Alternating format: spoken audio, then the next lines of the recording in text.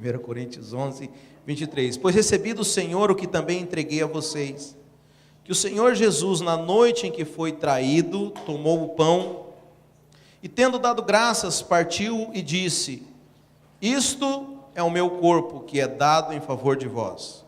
Façam isso em memória de mim. Da mesma forma, depois da ceia, ele tomou o cálice e disse: este cálice é a nova aliança no meu sangue. Faço isso sempre que o beberem em memória de mim. Porque sempre que comerem deste pão e beberem esse cálice, vocês anunciam a morte do Senhor até que ele venha. Você sabe, por 2 vezes Jesus, nesse texto, ele fala: fazei isso em memória de mim. Mas você sabe, muitas vezes nós temos transformado esse memorial do sacrifício de Jesus Cristo, que ele manda fazer em memória dele. Nós temos transformado isso aqui num dia de lembrar de nós mesmos. Não é isso que muitas pessoas fazem? Eu preciso olhar para a minha vida e ver se eu posso tomar ceia.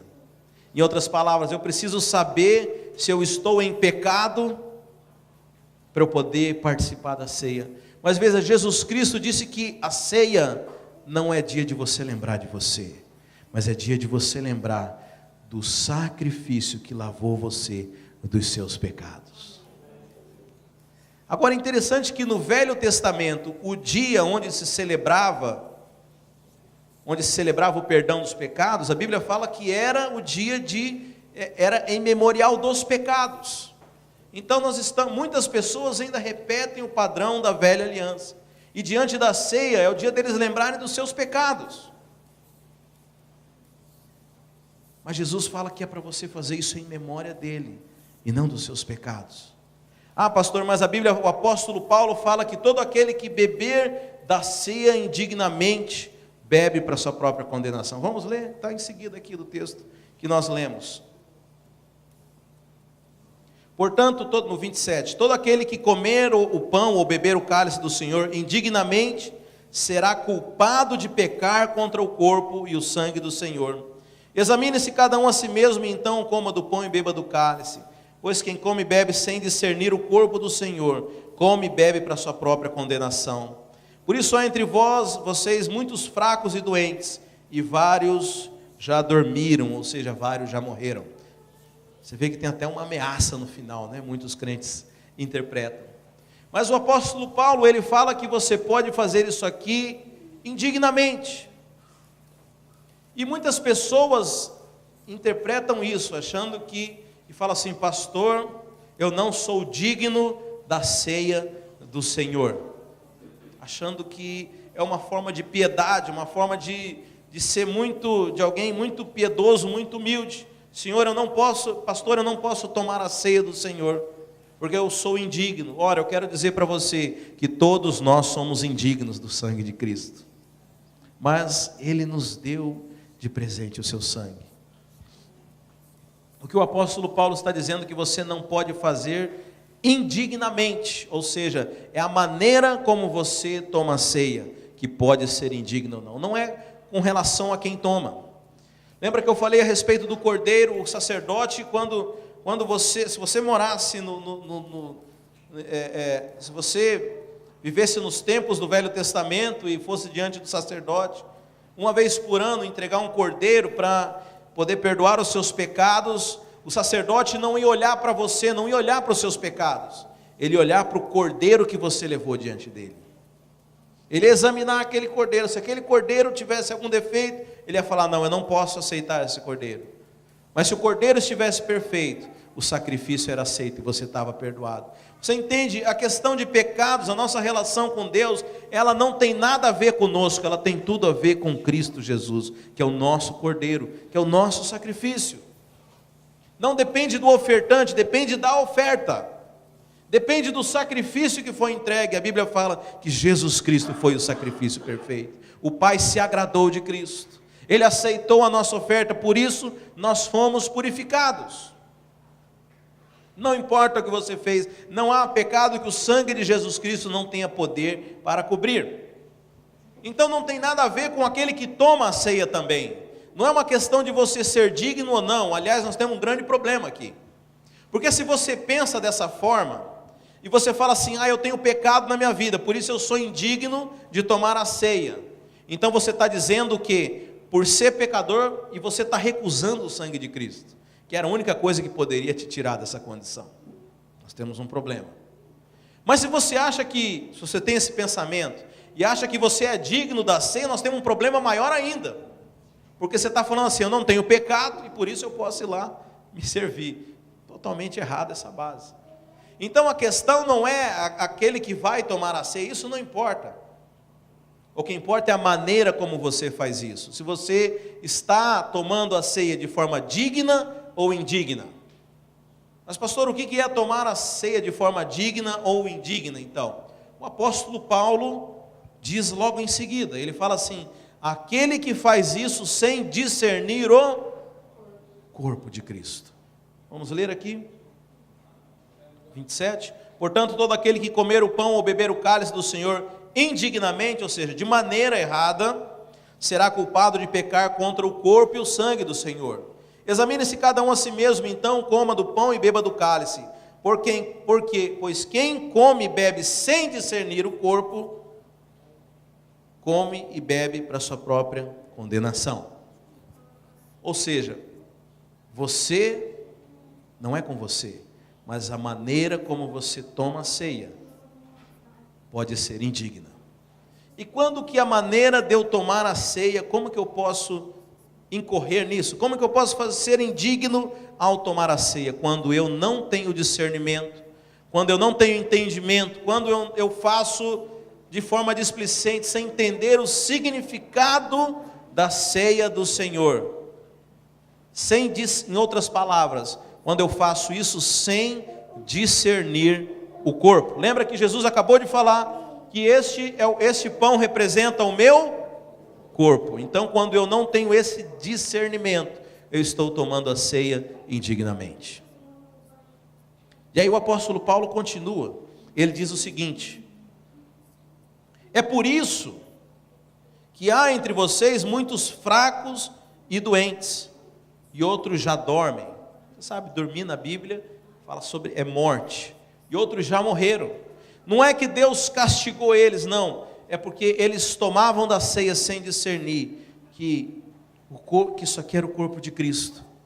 Porque você sabe, lá em Isaías, a Bíblia diz que pelas feridas de Jesus nós somos sarados. O castigo que estava sobre ele nos traz consolação. Que ele levou sobre si as nossas doenças, as nossas dores. Então a ceia ela tem o poder, quando você entende que esse pão é apenas uma simbologia do próprio corpo de Cristo. Quando você discerne corretamente, aqui a Bíblia fala que isso aqui tem o poder de trazer saúde para o seu corpo, de salvar você, de te curar. Mas por que lá naqueles irmãos de Coríntios, muitos estavam fracos, muitos estavam doentes, muitos já tinham morrido? Você sabe, não havia medicina naquela época. Só havia uma forma dele ser curado. Ele tinha que fazer uma oração e acreditar que Deus ia curar ele. Uma vez eu perguntei para um missionário que estava na África, eu falei, como que tem tanto milagre lá na África? Ele mostrava os vídeos e as cruzadas, e pessoas eram curadas, e aconteciam tanta coisa.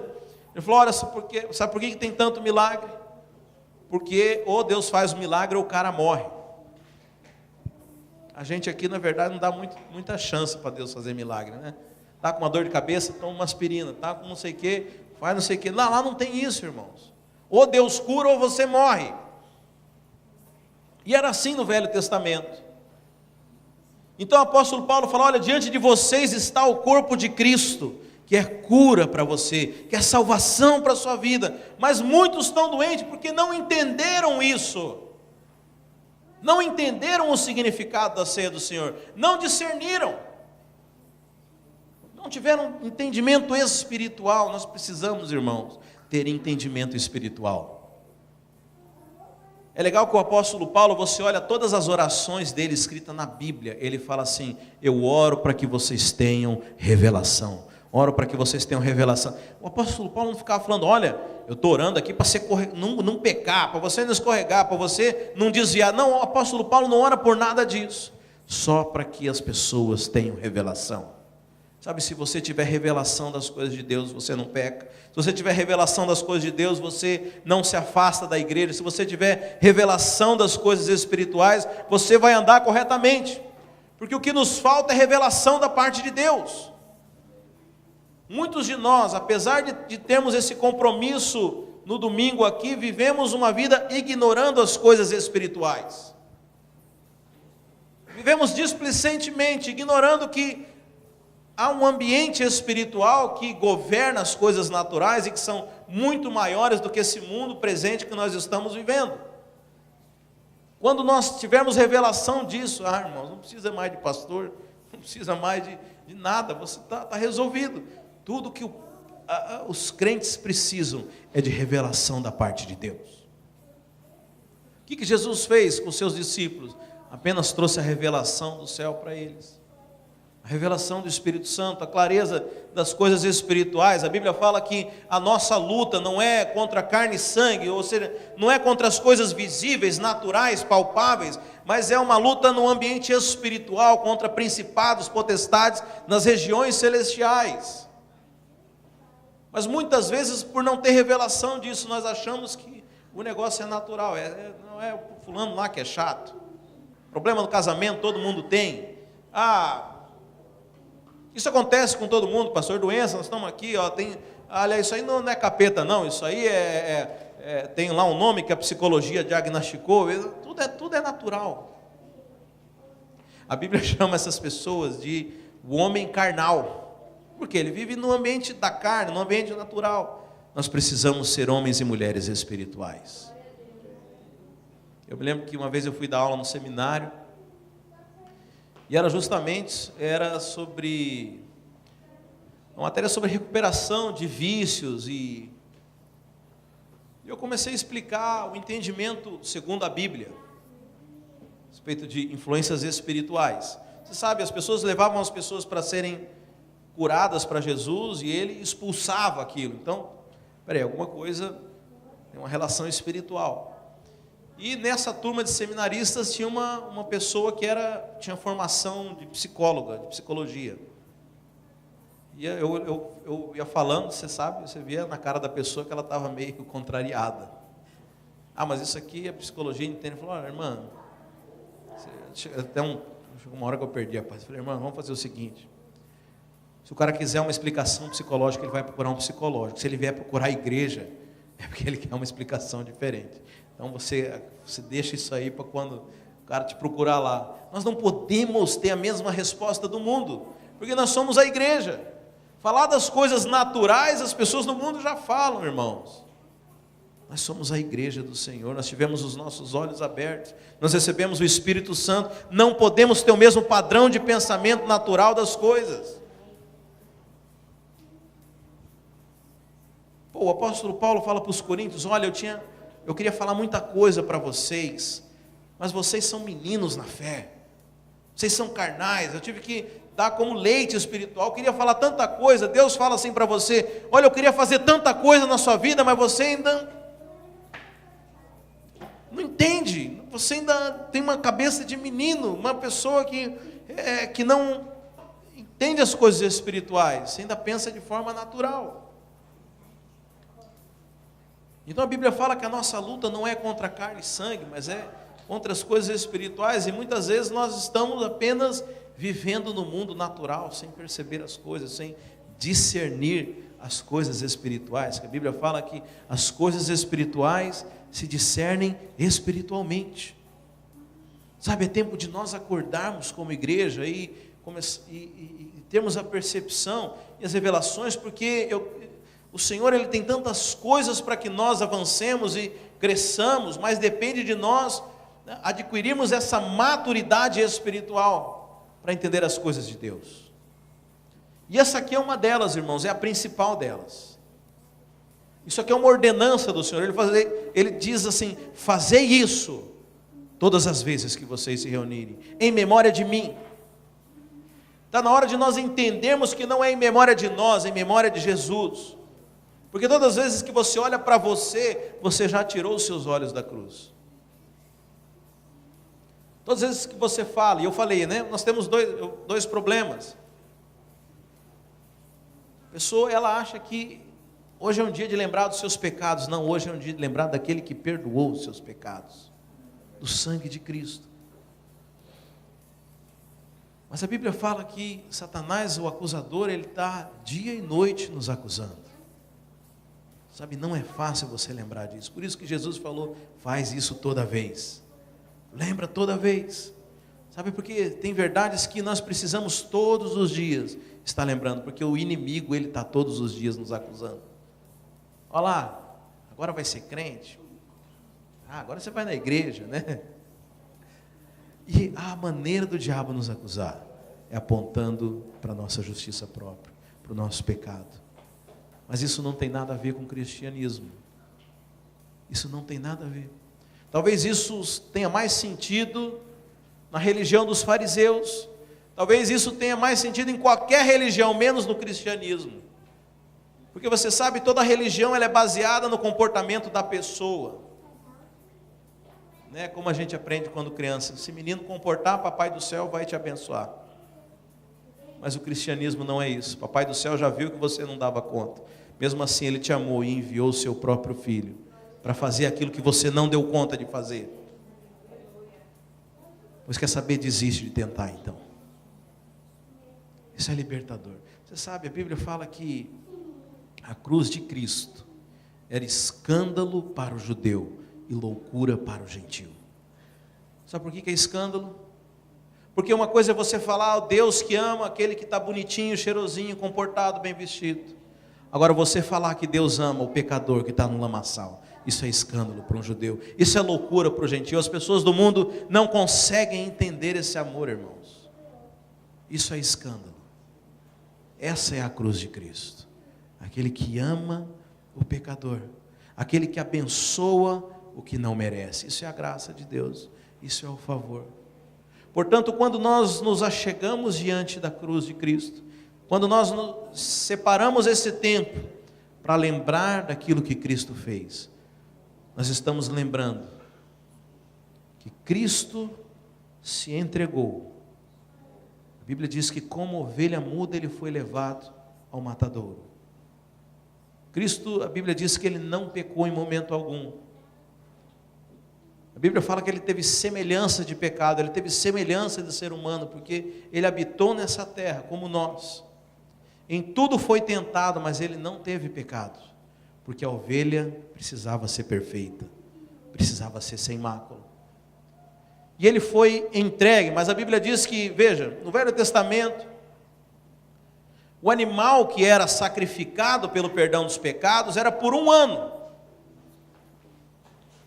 Ele apenas encobria os pecados, o sangue de animais, a Bíblia fala. Mas Jesus Cristo, de uma vez por todas, nos tirou o pecado. Foi apenas necessário um sacrifício. Lá em Hebreus fala que, se não fosse assim, Cristo precisava morrer mais vezes. Mas foi apenas necessário um sacrifício, porque não era mais um animal, não era sangue de bode nem animais, mas era o sangue do Filho de Deus que foi derramado pelo perdão dos pecados. Sabe, eu sei que isso parece papo de novo convertido, né? Depois que a gente, quando você vai aceitar Jesus, fala assim, olha, aceita Jesus, que todos os seus pecados estão perdoados. Mas aí te ensinam que depois do que você pecar, você tem que ficar pedindo perdão. Mas sabe, Jesus Cristo já morreu por todos os pecados. Fez sentido? Ora, quando Jesus morreu, você já era nascido? Sim ou não? Tem alguém de 2000 anos aqui? Quase, né? Mas Jesus, veja, Deus não está preso no Cronos, né? Que é nosso espaço e tempo. Deus, ele é o alfa e o ômega, o princípio e o fim. Ele conhece a eternidade. Então, pelo poder de Deus, quando Jesus morreu antes de você nascer, ele já estava morrendo pelos seus pecados que você cometeu depois que você nasceu. Então, ele não morreu apenas pelos pecados que você cometeu até o dia que você aceitou Jesus. Ele morreu por todos os seus pecados que você vai cometer na sua vida inteira. Eu quero dizer que todos eles já foram pagos por Jesus Cristo. Porque Jesus Cristo não precisa morrer de novo, irmãos. Foi uma única vez. Então nós precisamos lembrar disso, que nós não estamos mais debaixo de acusação. Nós não vivemos mais debaixo do jugo do pecado, porque o sangue de Cristo nos lavou de todo ele. Então isso é discernir o corpo. A ceia não é para quem não pecou, a ceia é para quem pecou. O sangue de Cristo é para pecadores. O sangue de Cristo é para aquele que entendeu que não dá conta de cumprir a lei. Pastor, eu não consigo. Ora, o apóstolo Paulo fala isso: aquilo que quero eu não consigo fazer, aquilo que não quero eu faço. Esse é você e eu, irmãos.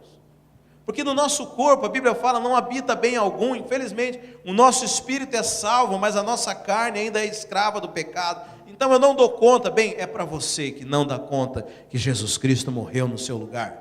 Se você desse conta, você não precisa de Jesus. A ceia é para pecadores. O sacrifício de Jesus é para aquele que não merece. O nome disso é graça, favor imerecido, favor para aquele que não merece. Por isso, quando nós tomamos a ceia, lembrando, nós fazemos isso para lembrar do sacrifício de Jesus Cristo, nós estamos discernindo o corpo de Cristo que foi entregue por nós. Amém, meus irmãos? Eu te convido então a ficar de pé, nós vamos participar dessa ordenança.